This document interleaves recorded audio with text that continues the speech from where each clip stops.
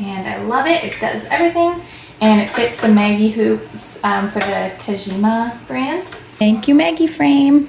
Hi there, I'm Kelly. I'm going to show you my setup for using the Maggie magnetic frames for machine embroidery. So here we go. Hooping station from MaggieFrames here. I've got the sleeve station set up here, and then this is my table for working on. So first thing I'm just going to show you is once I've got my embroidery item marked out with a pin where I want to go, then all I need to do is take it right over to my hooping station. But first I'm going to show you one of the hoops that came with my machine. So this is just a standard metal frame that came with it. For this, I find a few problems. It's hard to line up exactly where you want it. So you put the empty one under here, and then when you line it up on top, you have to push down, and it sometimes can stretch the fabric as it goes around, like inside the hoop. So once it's actually in place and you have to tighten it, what happens is the outside hoop is a little bit larger than the inside hoop, and it pushes down in between. So you can get what's called hoop burn on your clothes, where when you take it off, there's a little stretch mark line around the hoop. And sometimes that can be permanent, so it can damage the fabric. It's also hard to get it tight enough without damaging your clothing. So I decided it was worth the investment for my small business to upgrade to the magnetic Maggie hoops. So let's move a little bit closer over here to my hooping station, and I'll show you what I do here.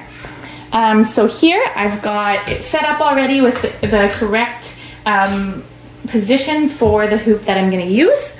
I'm going to grab my hoop here. So what I'm going to do is I'm going to put the frame, the bottom part of the frame in place. Then I need to add my stabilizer. So it came with these handy spots here. So I can open this up, open these up. And that's going to hold my stabilizer in nice and snug when I tug it tight and close them. So that's going to hold my stabilizer exactly where I want it. Now it's super easy to line up my actual item and to make sure that it's centered properly. So all I'm going to do here is I'm going to put my arms inside the sweater, and I'm going to slide it right over the top like so. Let me just slide this up a little bit so you can see everything. Okay, that's a bit better there, you can see. So I slid my sweater on right over top of the hooping station, and now I'm just gonna slide my arms in and make sure my stabilizer is all tucked in place. I like to also add a second layer of medium weight cutaway stabilizer for sweaters. So I just use a small piece underneath right where I know my embroidery is going to go, and I'm tucking that in underneath the sweater in between the hoop and the sweater. So now all I'm going to do is I'm going to follow my center line of the sweater, and I'm going to make sure that it's lined up the front and the back. You can also kind of hold the sweater sleeves out and see that everything's all straight. So that is beautiful, nice and straight, and your image is going to be centered and easy peasy every time. So it really takes out the guesswork between trying to get your image center and horizontal. So now I'm going to grab the magnetic part of the frame. I'm going to make sure that the machine hook is pointed in the right direction, and all I'm going to do is bring it close, and just like that. So now I just kind of confirm that everything is nice and centered. Looks great. Now we're going to move it over to our machine.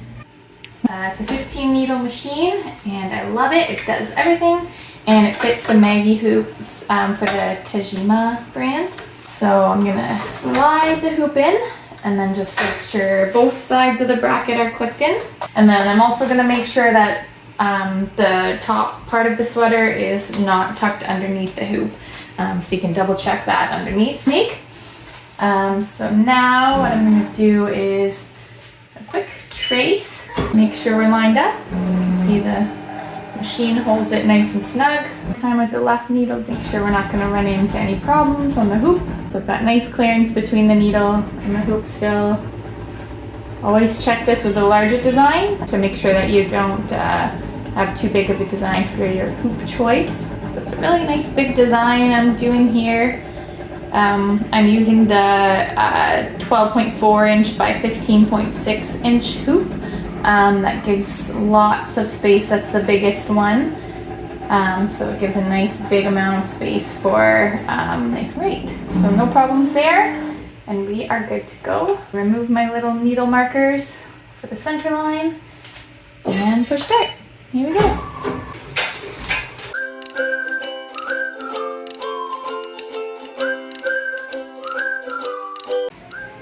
All right, so it's all done. And there's our nice sweater. Thank you, MaggieFrame.